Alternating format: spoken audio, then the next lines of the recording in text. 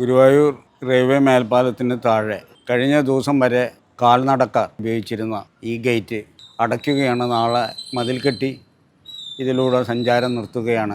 തിരുവേങ്കടം പ്രദേശത്തുണ്ടായ ഈ റെയിൽവേയെ എല്ലാം സ്നേഹം നൽകി, ആഹ്ലാദം നൽകി, ആനന്ദം നൽകി വരവേറ്റ് കഴിഞ്ഞ നൂറ്റാണ്ടോളമായി അടിപ്പാത എന്ന, കാരണം തിരുവേങ്കടം തൊട്ട് വടക്കോട്ടുള്ള എല്ലാ പ്രദേശത്തുകാർക്കും വഴിമുട്ടിയപ്പോൾ ഒരു അടിപ്പാത എന്ന സ്വപ്നം ശുഭപ്രതീക്ഷ ഉണ്ടാകുമെന്നുള്ള പ്രതീക്ഷയിലാണ് മുന്നോട്ട് പോകുന്നത്.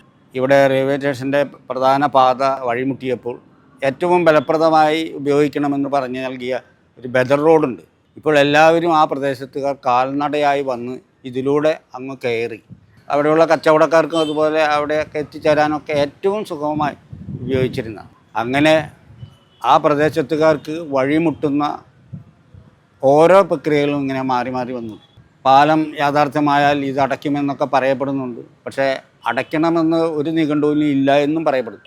അത് നിർത്തലാക്കാതിരിക്കുവാൻ ഒരുപക്ഷെ ഇതിൽ ഇടപെടേണ്ട എല്ലാ ക്രിയാത്മകമായ അധികാര വൃന്ദങ്ങളും ഇതിൻ്റെ പ്രാധാന്യം തിരിച്ചറിഞ്ഞുകൊണ്ട്, ഇത് ഒരു സമരമുഖത്തൊന്നും ഈ കാര്യങ്ങൾ പറഞ്ഞു, കാരണം നിരന്തരമായി അടിപ്പാതയുമായൊക്കെ സമര ചരിത്രത്തിലുണ്ടായിരുന്ന, ഇനിയും ഇതിനു വേണ്ടിയും ഒരു കാൽനടയ്ക്ക് വേണ്ടിയുമുള്ള സമരം നൽകാത്ത കാരണം അധികാരവൃന്ദങ്ങളുമായി നിരന്തരമായി സാംസ്കാരിക സാമൂഹിക സംഘടനകളും മറ്റ് കക്ഷി രാഷ്ട്രീയ പ്രസ്ഥാനങ്ങളുമൊക്കെ അതിനായി പ്രയാണത്തിലാണ്.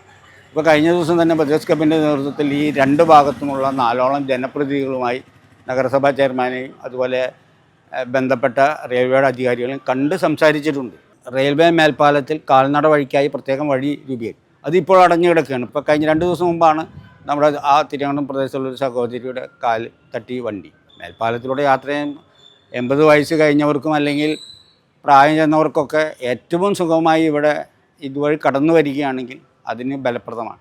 അവിടെ ഒരു ബദൽ നമുക്കൊക്കെ അറിയാം, ഗേറ്റ് വെച്ചിട്ടുണ്ട്. അതുപോലെ അതിനുള്ള ഒരു പാത, കയറി പോകാനുള്ള അതൊക്കെ സാധാരണക്കാർക്കും അല്ലെങ്കിൽ രോഗികൾക്കും 80 വയസ്സ് കഴിഞ്ഞവർക്കൊന്നും ഒട്ടും കയറി അവിടെ എത്തുമ്പോഴേക്കും ഈ രോഗമൂർച്ഛിക അല്ലെങ്കിൽ വിചാരിച്ച കാര്യങ്ങൾക്ക് എത്തിച്ചു വരാൻ പറ്റാത്തൊരു സ്ഥിതിവിശേഷം. ഇതിപ്പോൾ ആരോടും നമ്മളൊരു തുറന്ന യുദ്ധത്തിനല്ല, കുറേ കാലമായി ഈ റെയിൽവേ വന്നതിന് ശേഷം എല്ലാ കാലങ്ങളിലും ഉണ്ടായിരുന്ന ഒരു വഴിയാണ് അത്. ഈ കാൽനട യാത്രക്കാരാണ് ഫലപ്രദമായി ഉപയോഗിച്ചത്. നെമ്മിനി ഭാഗത്തുള്ളവർ, നേരത്തെ പറഞ്ഞ പ്രായം ചെന്നവരൊക്കെ മേൽപ്പാലം കയറാനുള്ള ബുദ്ധിമുട്ടുകളും ഇറങ്ങാനുള്ള ബുദ്ധിമുട്ടൊക്കെ ആലോചിച്ച് ഇതുവഴിയാണ് നടന്നു പോകുന്നത്.